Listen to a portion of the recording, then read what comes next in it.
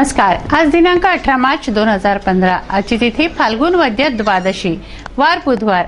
City न्यूजच्या prime time बातमीपत्रात प्रेक्षकांचं मनपूर्वक स्वागत। बातमीपत्राची सुरुवात करूया सुविचार मालेने।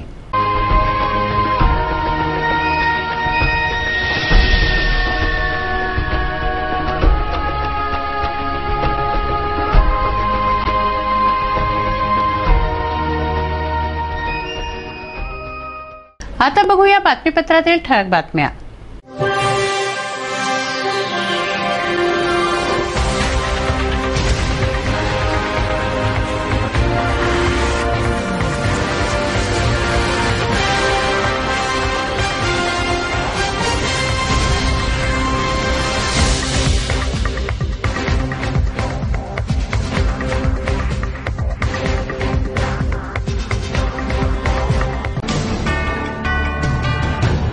चला बघूया बातम्या विस्तारित स्वरूपात।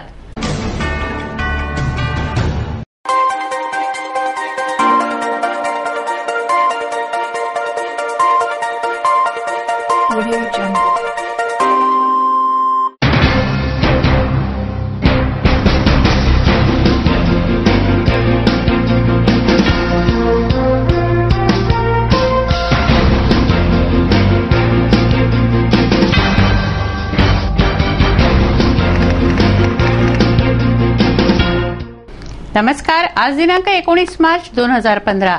आजची तिथी फाल्गुन वद्य त्रयोदशी, वार गुरुवार। सिटी न्यूजच्या मराठी बातमीपत्रात प्रेक्षकांचं मनपूर्वक स्वागत। बातमीपत्राची सुरुवात करूया सुविचार मालेने।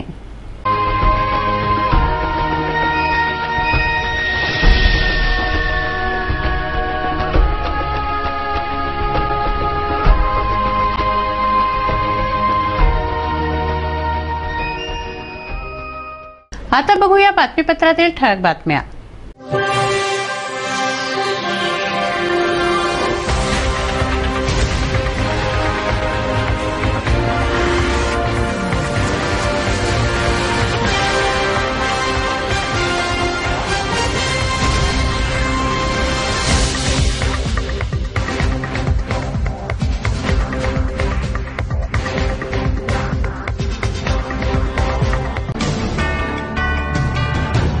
चला बघूया बातम्या विस्तारित स्वरूपात। आता बातम्या गुन्हेगारी जगताच्या अर्थात crime watch. JP Kothari jewellers मधून 14 लाखांचं अर्धा किलो सोनं चोरीला गेलं। मूर्खाधाऱ्यांनी ही चोरी केल्याचं उघड झालंय। मात्र या चोरीचा कोणताही मागोवा पोलिसांना लागलेला नाही। जेपी कोठारी ज्वेलर्स मधून 14 लाख रुपयांचं 500 ग्रॅम सोनं चोरीला गेलं। सीसीटीव्ही फुटेजमध्ये या महिला दिसत आहेत। मात्र त्यांनी बुरखा घातला असल्याने पोलीस अद्याप चोरट्यांपर्यंत पोहोचू शकलेले नाहीत। या चोरांना पकडण्यासाठी गुन्हे शाखेनेही 3 चमू तयार केले आहेत। 6 चमू चोरट्यांच्या मागावर असूनही बुरखाधारी चोर हाती लागलेले नाहीत। तेव्हा पोलिसांनी दुकानदारांनाही सूचना केल्या आहेत। ग्राहकांचे चेहरे त्यामध्ये दिसावे, कम्प्युटर नियमित मेंटेन करावेत अशा सूचना देण्यात आल्या आहेत, जेणेकरून सीसीटीव्ही कॅमेरे लावण्याचा उद्देश सफल होईल। सर, कोठारी ज्वेलर्स में जो डकैती हुई, चोरी हुई, क्या आप तपास कर रहे हैं? काय पर से क्या अंदाजा? नहीं, शनिवार को दोपहर में वहां पर 4 बुर्काधारी लेडीज आई थी। सोना खरीदने के बहाने से उन्होंने जेवरात को देखा और अपने हाथ चालाकी से उन्होंने वहां से तकरीबन 500 ग्राम सोने चोरी कर लिया है। तो सोने के अंदर जो है सोने की चेन है, 25 सोने की चेन्स चोरी हुई है। पुलिस स्टेशन कोल्हापुरी गेट में उसका मामला दर्ज किया गया है। तपास हम लोग कर रहे हैं। पुलिस स्टेशन के लेवल पर भी तपास हो रहा है। क्राइम ब्रांच की टीम भी उसमें लगी हुई है। चोरी गया सोने की कीमत अंदाजे कितनी है? करीबन कितनी? आज के बाजार भाव के हिसाब से उसकी कीमत है 14 लाख रुपए। और महिला के साथ लड़का भी था, ऐसा भी सुनने में आया, क्या है? अभी हम सीसीटीवी फुटेज देख रहे हैं, उसके अंदर उसमें मालूम पड़ेगा उसमें क्या कौन कौन शामिल है, क्या क्या बातें उसमें से निष्पन्न हो सकती है। सोमवारी पोलिसांनी 2 आरोपींना नकली सोनं विकताना रंगेहात अटक केली होती. 4 लाखांचं हे सोनं होतं. पोलिसांनी या 2 आरोपींकडून आणखी 2 किलो नकली सोन्याची नाणी जप्त केली आहेत. 2 दिवसांपूर्वी शेवती येथे नकली सोन्याची विक्री करताना पोलिसांनी 2 आरोपींना पकडलं. त्यांच्याकडून आणखी 2 किलोची नकली नाणी जप्त करण्यात आली आहेत. संदीप भिकाजी पवार व राजेश पवार अशी या आरोपींची नावं आहेत. फ्रेझरपुरा व मालेगाव पोलिसांनी संयुक्तपणे ही कारवाई केली होती. दोन्ही आरोपींवर 420, 170 व 34 कलमान्वये फ्रेझरपुरा पोलिसांनी गुन्हे दाखल केले आहेत. या दोन्ही आरोपींवर आणखीही गुन्हे दाखल आहेत. या आरोपींना पोलीस मालेगावला घेऊन गेले असता त्यांच्याजवळून आणखी 2 किलो नकली सोनं जप्त करण्यात आलं आहे. मोजरी येथे अमरावती मार्गावर भरधाव वेगाने जाणारा ट्रक उलटला. चालकाचं नियंत्रण सुटल्याने हा अपघात झाला. या ट्रकमध्ये द्राक्ष भरलेले होते. सुदैवाने जीवितहानी झाली नाही. भरधाव वेगाने धावणाऱ्या ट्रकवरील चालकाचं नियंत्रण सुटल्याने ट्रक उलटला. अमरावती मार्गावर मोजरी येथे हा अपघात झाला. MH15EE 7914 क्रमांकाचा ट्रक नाशिकहून द्राक्ष घेऊन कोलकात्याकडे जात होता. चालकाचं ट्रकवरील नियंत्रण सुटल्याने स्पीड ब्रेकरवरून ट्रक उसळला व उलटला. सुदैवाने जीवितहानी टळली. चालक व क्लीनरला किरकोळ जखमा झाल्या आहेत.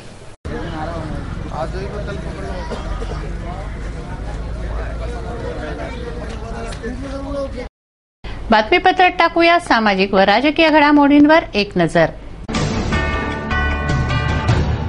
राज्याचा अर्थसंकल्प अर्थमंत्री सुधीर मुनगंटीवार यांनी विधानसभेत मांडला. या अर्थसंकल्पात घोषणांचा पाऊस पाडण्यात आलाय. यामध्ये अमरावती विमानतळाच्या धावपट्टीसाठी निधीची तरतूद करण्यात आली आहे. फडणवीस सरकारचा पहिला अर्थसंकल्प विधानसभेत सादर झालाय. अर्थमंत्री सुधीर मुनगंटीवार यांनी अर्थसंकल्प मांडला. या अर्थसंकल्पात घोषणांचा पाऊस पडलाय. राज्यावर 3 लाख कोटींचं कर्ज असताना अर्थसंकल्पात अनेक बाबींसाठी तरतुदी करण्यात आल्या आहेत. सर्वात महत्वाची गोष्ट म्हणजे 1 ऑगस्ट 2015 पासून राज्यातील स्थानिक संस्था कराचं उच्चाटन करण्याची घोषणा या अर्थसंकल्पात करण्यात आली आहे. आणि दुसरी म्हणजे शेतकऱ्यांना कर्जमुक्त करणार. या घोषणांमुळे व्यापारी व शेतकऱ्यांना खरोखरच अच्छे दिन आले असं म्हणायला हरकत नाही. व्यापारी व शेतकऱ्यांना दिलासा मिळाल्यास जनसामान्यांनाही दिलासा मिळणार आहे. या व्यतिरिक्त आजारी नवजातांसाठी 70 रुग्णवाहिका, कर चुकवेगिरीवर कारवाई, मुलींच्या वसतिगृहासाठी 112 कोटींची तरतूद, मूल्यवर्धित कराची नवीन आखणी, तीर्थक्षेत्रांचा विकास, भूमिहीनांना अर्थसहाय्य, कर्करोगावरील औषधांची कर माफ अशा अनेक दिलासादायक घोषणा या अर्थसंकल्पात आहेत. रस्ते विकास, स्मार्ट सिटींसाठी निधी, वीज दरात कपात अशा अनेक गोष्टींसाठी अर्थसंकल्पात तरतूद करण्यात आल्याने हा अर्थसंकल्प चौबाजूंनी विचारपूर्वक तयार करण्यात आला आहे, परिपूर्ण आहे असं म्हणायला हरकत नाही. बातमीपत्रात वेळ झाली एका कमर्शियल विश्रांतीची. विश्रांतीनंतर पुन्हा भेटू. पहा फक्त सिटी न्यूज.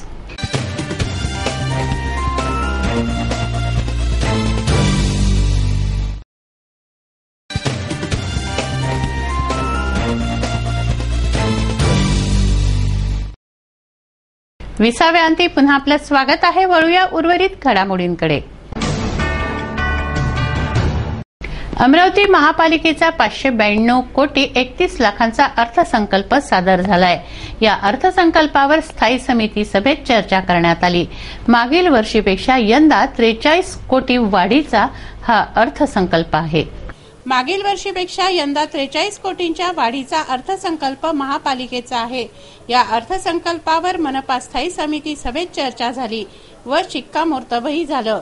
क्रीडांगण विकास, मनपा शाळेत ई-लर्निंग प्रकल्प राबवणे, अपंगांना शिष्यवृत्तीचं ध्येय धोरण, रुग्णांना सहाय्य, बाल महोत्सवांना निधीची तरतूद यासह झोपडपट्टीमुक्त शहर संकल्पना राबवणार असल्याचं मनपा स्थायी समिती सभापती विलास इंगोले यांनी सांगितलं.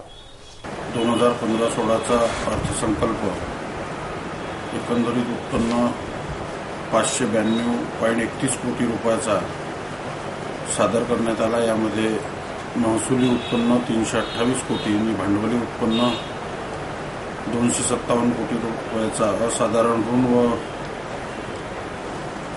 निलंबन उत्पन्न 7.31 कोटीचा समावेश आहे.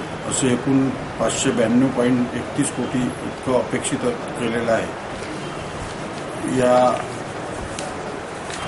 विषयाला अनुसरून महानगरपालिकेमध्ये अमरावती शहराचा स्मार्ट सिटीचा प्रस्ताव केंद्र शासनाकडे सादर केला आहे. अमरावती शहरामधले बगीचे साहित्य खरेदी व नवीन बगीचे डेव्हलप करण्याच्या दृष्टीनं 1 कोटी रुपयाची तरतूद करण्यात आली. वृक्ष प्राधिकरणावरील जो खर्च आहे म्हणजे त्याचं वृक्ष प्राधिकरणचा सर्वे करण्याच्या संदर्भामध्ये त्यावर विशेष तरतूद करण्यात आली. 50 लाख रुपये अधिक वाढवण्यात आले. शिवटेकडी सौंदर्यीकरणावर 50 लाख रुपयाची तरतूद करण्यात आली. भीमटेकडीवर विशेष तरतूद करण्यात आली. महिला व बालकल्याण कार्यक्रमासाठी 5% राखीव निधी असतो त्याच्यामध्ये 1 कोटी रुपयाची तरतूद करण्यात आली. आणि स्मशानभूमी सुधारणा जेवढ्या स्मशानभूमी शहरामधल्या आहेत ते कब्रस्तान असो, स्मशानभूमी असो की वाल्मिकी स्मशानभूमी असो यासाठी सुद्धा 1 कोटी रुपयाची तरतूद करण्यात आली. आणि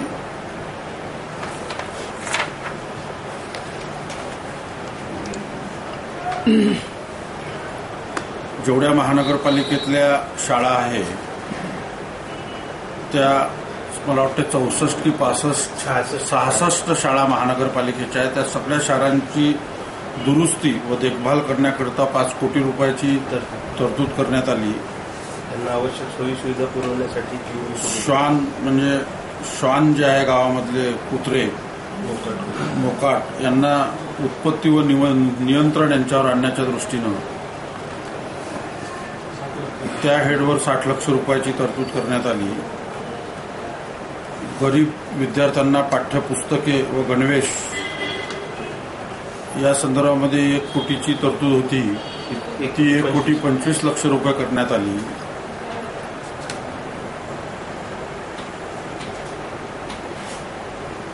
माध्यमिक शाळांचा आकस्मिक खर्च 2 लाखावरून 10 लाख हा सुद्धा वाढवण्यात आला. क्रीडांगण विकास, क्रीडा साहित्य खरेदी करण्यासाठी 10 लाख रुपयाची तरतूद करण्यात आली. सार्वजनिक संस्थांना अनुदाने यामध्ये 20 लाखाची तरतूद होती ती 25 लाख करण्यात आली.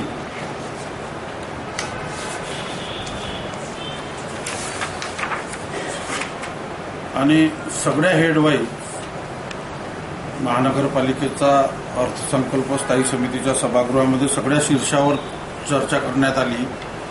आणि नंतर पुन्हा आमसभेमध्ये स्थायी समितीचा हा अर्थसंकल्प आम्ही सादर करणार आहोत. आणि तो आमसभेला अधिकार असल्यामुळं आमसभेमध्ये सुद्धा त्यावर चर्चा होईल. आणि मग आमसभेनंतर यावर्षीचा अर्थसंकल्प महानगरपालिकेचा सादर होणार आहे. जाहिरातीवर आधीची तरतूद ही 30 लाख रुपयाची होती. जाहिरातीवर खर्च करण्याच्या संदर्भामध्ये ती 45 लाख रुपयाची तरतूद करण्यात आली. सगळ्या हेडवर शहराच्या सर्वांगीण विकासाच्या दृष्टीनं, नवीन उद्यानं शहरामध्ये निर्माण होण्याच्या दृष्टीनं निधीची तरतूद करण्यात आली. आणि स्थायी समितीच्या सभागृहामध्ये त्याला अंतिम स्वरूप देण्याच्या संदर्भामधला विषय आज पूर्णत्वास गेलेला आहे. धन्यवाद. यशवंतराव चव्हाण महाराष्ट्र मुक्त विद्यापीठामागील अतिक्रमण महापालिकेनं हटवलं. चोख पोलीस बंदोबस्तात ही कारवाई करण्यात आली. कारवाई दरम्यान झोपड्यांवर गजराज चालला. नवसारी येथील यशवंतराव चव्हाण महाराष्ट्र मुक्त विद्यापीठाच्या विभागीय कार्यालयामागील पडीत जागेत झोपड्या आकार घेऊ लागल्या होत्या. सिटी न्यूजने हे वृत्त प्रसारित केलं होतं। या वृत्ताची दखल घेऊन महानगरपालिकेने तेथील अतिक्रमण हटवलं। चोख पोलीस बंदोबस्तात ही कारवाई करण्यात आली। आम्ही स्वतःहून येथे झोपड्या बांधत नव्हतो, आम्हाला कागद देण्यात आले आहेत, असं या झोपड्या उभारणाऱ्यांनी सांगितलं आहे। या विरोधात महापालिकेत जाणार अशी तंबीही त्यांनी दिली। मात्र गजराज या अस्थायी बांधकामावर चालला, त्यावेळी पोलिसांनी परिस्थिती नियंत्रणात ठेवली। झोपड्या तुटत असताना पाहून अनेकांच्या डोळ्यात अश्रू आले।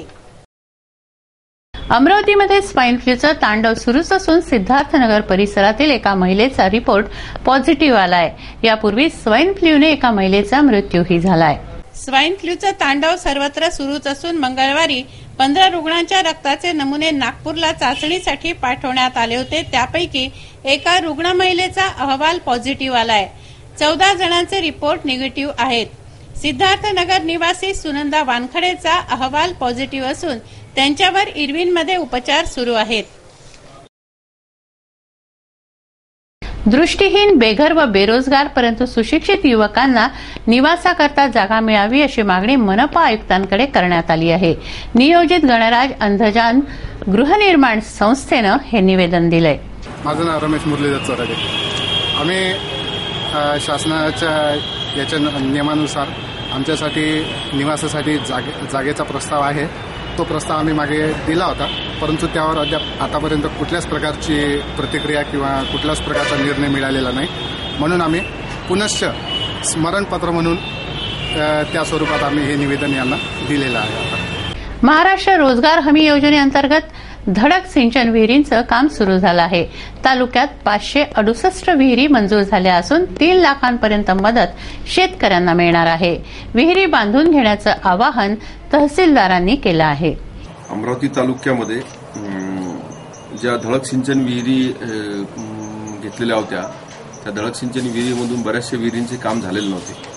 त्यामुळे माननीय जिल्हाधिकारी महोदयांनी निर्णय घेऊन आता त्या नवीन शासन निर्णयानुसार त्या नरेगामध्ये म्हणजे महाराष्ट्र रोजगार हमी योजनेअंतर्गत त्या विहिरी करायसाठीची तरतूद आलेली आहे। 3 लाखापर्यंत त्याच्यामध्ये खर्च करण्याची तरतूद आहे शेतकऱ्याला, परंतु त्या नरेगामधून करायच्या आहेत। अशा आता 568 विहिरी या तालुक्यामध्ये माननीय जिल्हाधिकारी महोदय यांनी मंजूर करून दिलेल्या आहेत। याकरता आम्ही ज्या विहिरी मंजूर झाल्या त्या सर्व लाभार्थ्यांना पत्र सुद्धा दिलेले आहेत। पहिले याच्यासाठी 2च यंत्रणा काम करायचे, जिल्हा परिषद बांधकाम आणि सार्वजनिक बांधकाम। आता त्याच्याऐवजी 6 यंत्रणा याच्यामध्ये काम करते आहे। जिल्हा परिषद बांधकाम, सार्वजनिक बांधकाम विभाग आणि पाटबंधारे विभाग, ऊर्ध्ववर्धा कालवे, सिंचन विभाग आणि ग्रामीण पाणी पुरवठा। याचं कारण असं होतं की कमी विहिरी वेगवेगळ्या यंत्रणेला दिला तर ती विहिरी लवकर होती।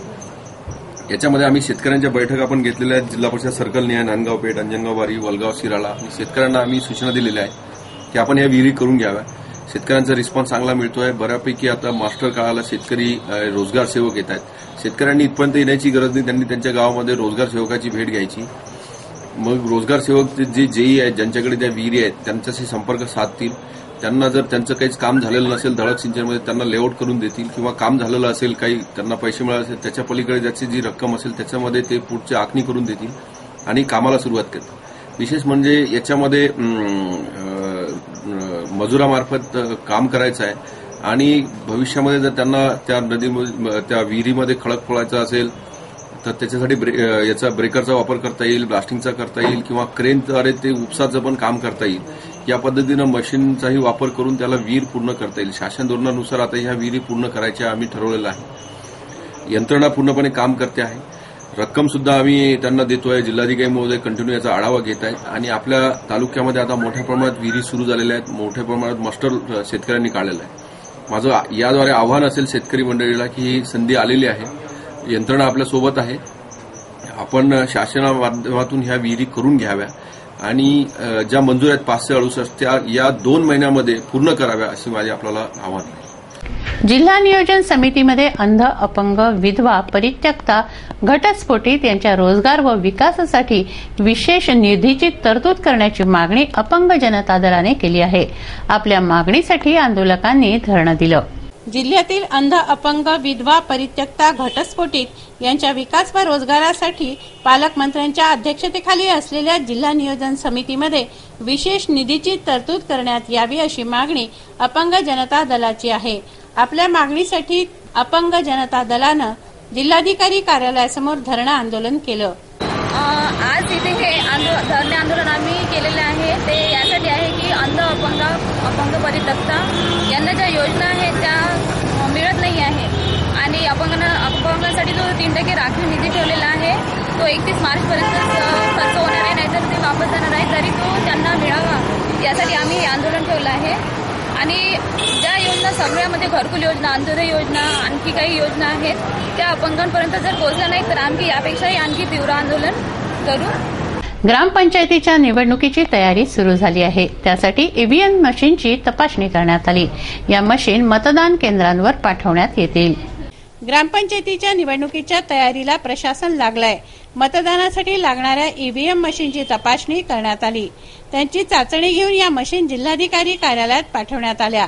तेथून त्या मतदान केंद्रांवर पाठवण्यात येतील।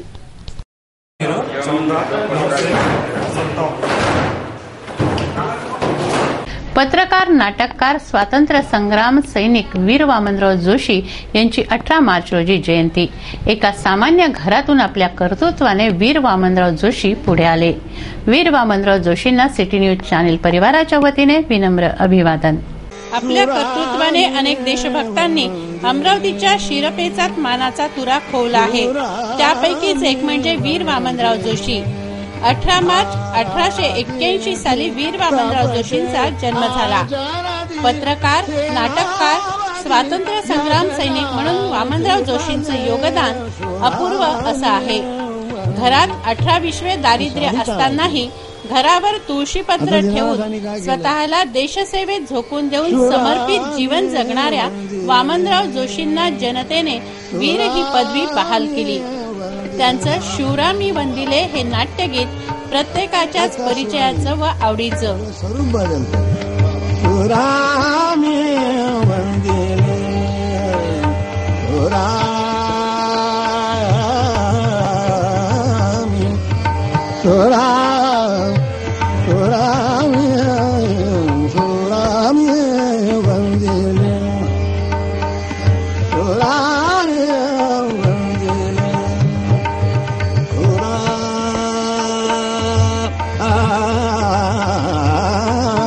स्वातंत्र्य सैनिक वीर वामनराव दादा हे स्वातंत्र्यानंतर अमरावतीचे प्रथम नगराध्यक्ष होते।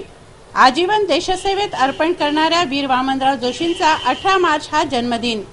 अमरावती महानगरपालिकेने मात्र त्यांना जन्मदिनी अभिवादन करायला पाहिजे होतं, परंतु मनपाच्या बेढंगी कामाचा नमुना म्हणजे वीर वामनरावांच्या 134व्या जयंतीचा मनपाला विसर पडला आहे। देवाची करणी आणि नारळात पाणी अशी म्हण आहे। देवाच्या करणीने भरलेलं हे नारळातील पाणी आरोग्यासाठी वरदान आहे। शहाळ्याच्या रूपात हे नारळ बाजारपेठेत विक्रीला आले आहेत। उन्हाळ्यात आरोग्याला उपयुक्त असलेल्या पेयांपैकी एक म्हणजे शहाळे। सध्या शहरात मोठ्या प्रमाणात शहाळे विक्रीला आले आहेत। उष्णता वाढल्यास, जीवनसत्वांची, खनिजांची शरीरात कमतरता असल्यास डॉक्टर शहाळे पिण्याचा सल्ला देतात। दक्षिण भारतात मोठ्या प्रमाणावर नारळाचं उत्पादन होतं, तेथून शहाळ्यांची आयात केली जाते, बाजारपेठेत विक्री होते। देवाची करणी नारळात पाणी अशी म्हण आहे। निसर्गाची ही चमत्कृती मानवी जीवनाला अत्यंत पोषक अशी आहे।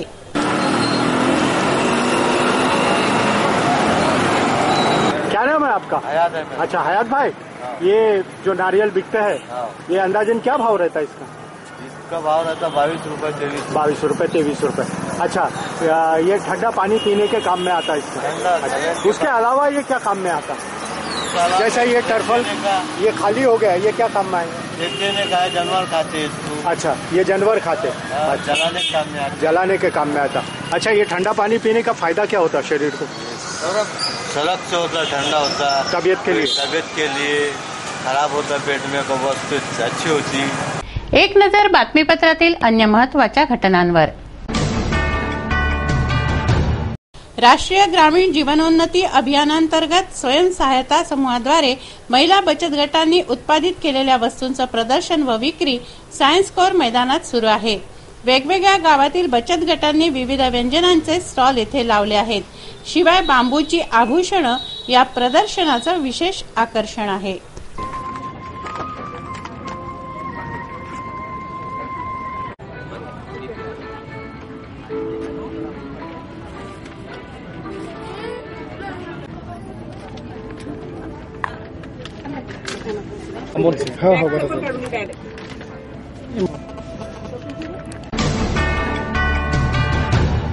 बातमीपत्रात बघूया आज आपल्या व्यंगचित्रकारांनी त्यांच्या व्यंगात्मक कुंचल्यातून कुठल्या स्थितीवर लक्ष वेधलंय.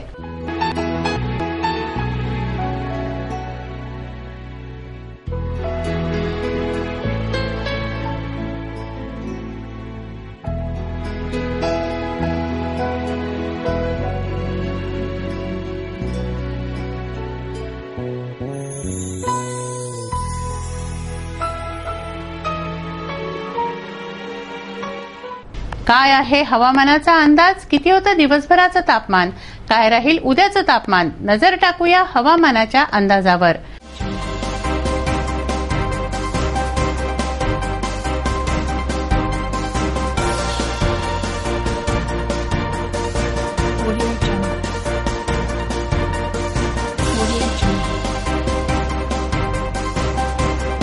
बुधवार कमाल तापमान 34 डिग्री सेल्सिअस तर किमान तापमान 19 डिग्री सेल्सिअस.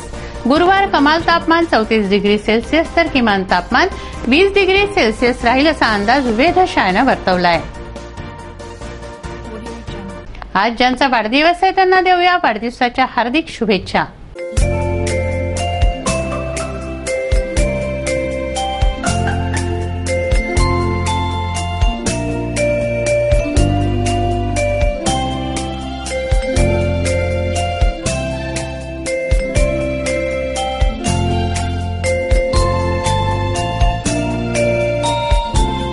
हे बातमीपत्र एवढ्यावरच थांबवूया. पुन्हा एकदा आजच्या ठळक बातम्या.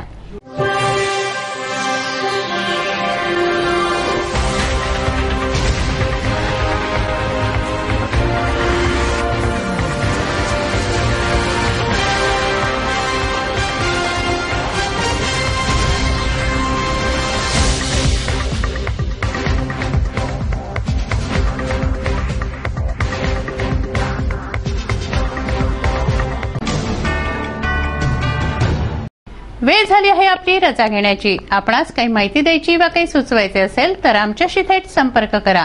आमचा पत्ता सिटी न्यूज कार्यालय धनराज लेन सक्कर 7 अमरावती. आमचा फोन नंबर आहे 2570-32-6 आणि वेबसाईट आहे www.citynews.net.in. अचूक सडेतोड आणि निर्भीड बातम्यांसाठी बघत रहा अमरावतीचं नंबर 1 चॅनेल फक्त सिटी न्यूज. बातमी आमची, विश्वास तुमचा.